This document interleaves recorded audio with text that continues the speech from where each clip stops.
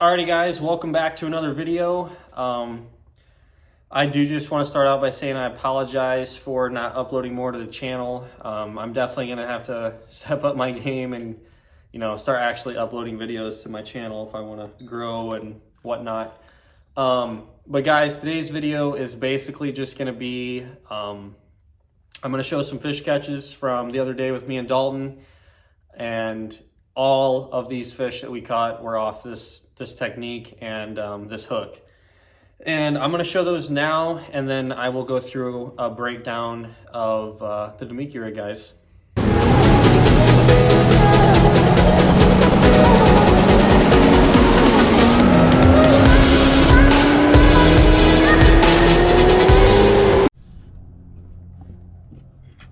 Good one. Dude, I honestly think they're hiding in the shad. They are.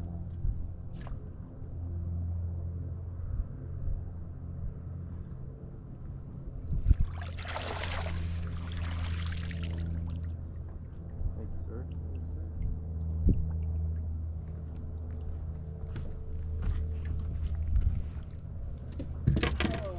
Tight Liners Customs, baby. Big?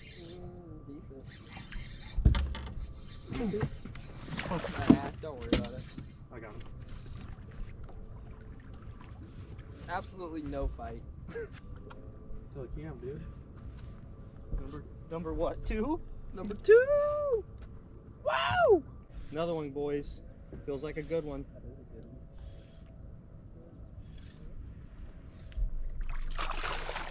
Oh yeah. Oh yeah.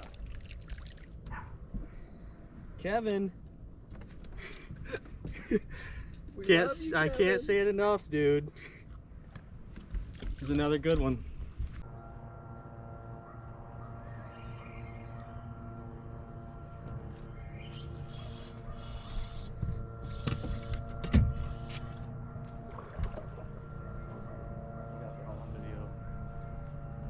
That was so cool how he just slowly came to you though. Decent one, bro. Oh my god. Keeper. Yeah. It looks monstrous in the water, didn't it?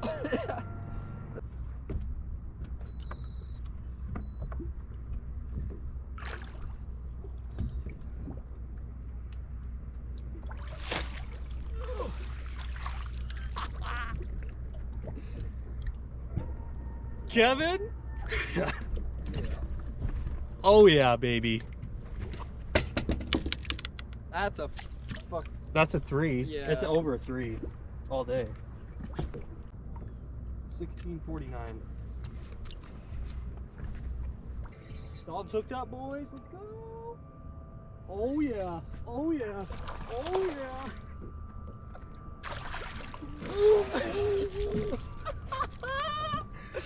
Oh my god. I didn't even feel him hit it. I just set the hook.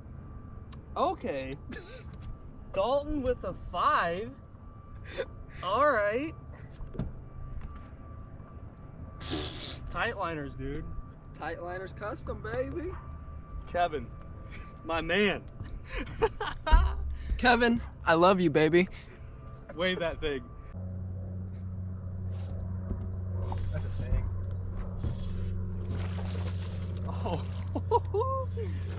Jotty. Oh. I got it. There's at least, dude. Guys, there's at least, I don't even know, dude. At least 20 in that school. And this is a solid 3. Oh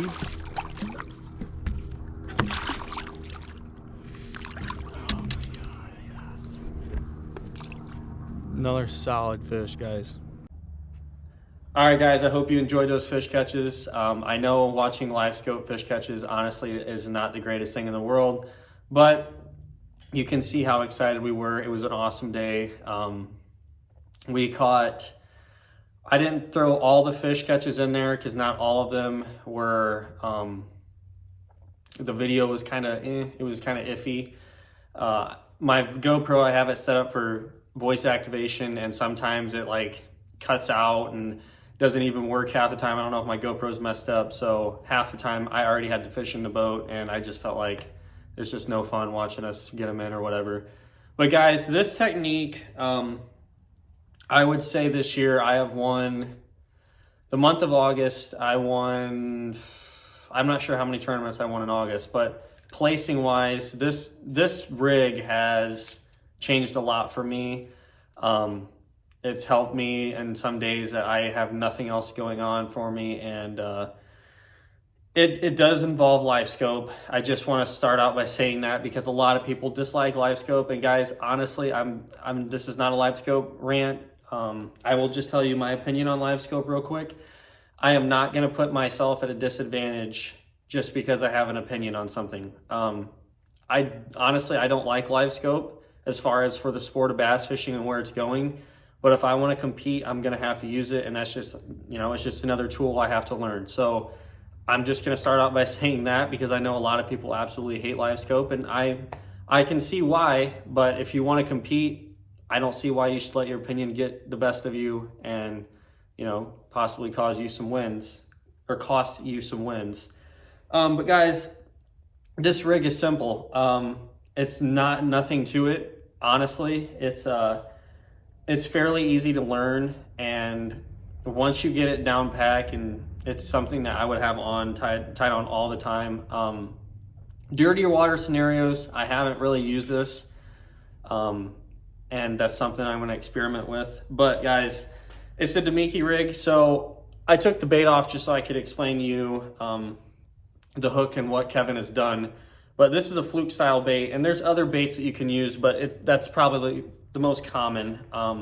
They make a lot of baits right now for this rig, but this is actually what I started throwing, and that is a VMC hybrid swim bait head hook.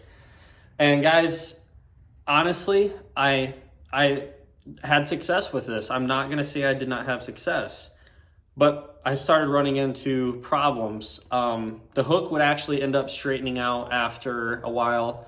I fished a club tournament on a lake, and the kind of where I started throwing it was in this club tournament, and literally within 5-6 fish, the hook was bending out, and you know how hooks get, the more you put it back, it just gets weaker and weaker.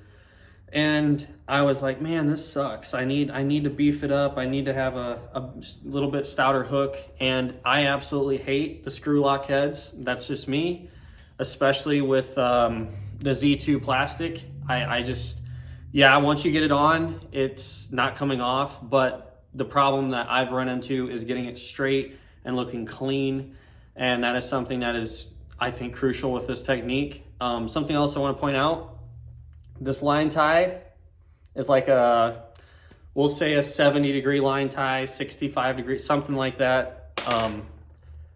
And when I first started doing this, honestly, I didn't think much of that. Then I told Kevin, I'm like, well, he had a mold already, and I was like, it's 90-degree line tie. Let's see if it's any different. And guys, I promise you, the difference in that line tie makes, it's a world of difference. So Kevin's is a 90-degree line tie. Sorry, my knot is all over the place, but it's a 90-degree line tie, and he has that style keeper on it, which I like. It holds the bait. Sometimes you can bend it down or whatever and have it hold the plastic better, but I haven't even had a problem. I literally used the same fluke the other day for 2 trips and probably caught 60 bass on it, and it's still in the boat, and I can probably use it. A little tip, obviously some of you probably know this, if you have that Z2 plastic, you can pull it on there and like snap it, and sometimes it will catch and hold really, really good doing that. Kevin also did put a stouter hook on there, and I have yet to bend it. I caught, like I said, 60 bass on the same hook. I wanted to literally break the hook, and that did not happen. The hook obviously got dull. It's a hook, it will get dull. I don't care what brand you're using. But as far as that, he makes it, this is a 1/4 ounce head. No, this is a 1/2 ounce head. And I was using a 1/2 ounce head because a lot of these fish seemed like they were swimming fast and the whole technique of this is, you know, getting it in front of them or getting it around them. And that's why I had the 1/2 ounce, but majority of the time 1/4 ounce is what I'm using. And guys, it's a simple setup. I use 10-pound braid to 8-pound leader or 8-pound fluoro leader.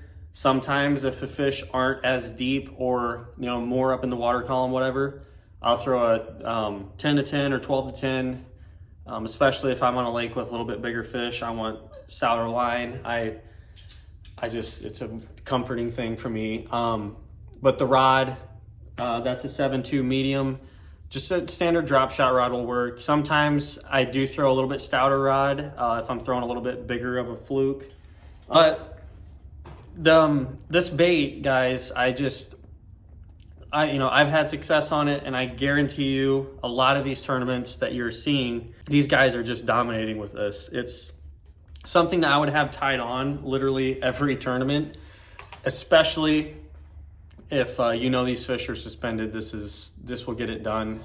But guys, I would definitely check him out. Kevin has worked with me on this. We've been back and forth about it.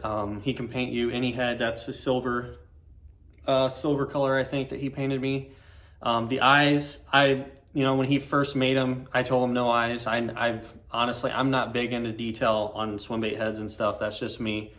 And eventually I just told him, hey, why don't you throw me some silver chrome eyes on there? And that's what I've been using for that.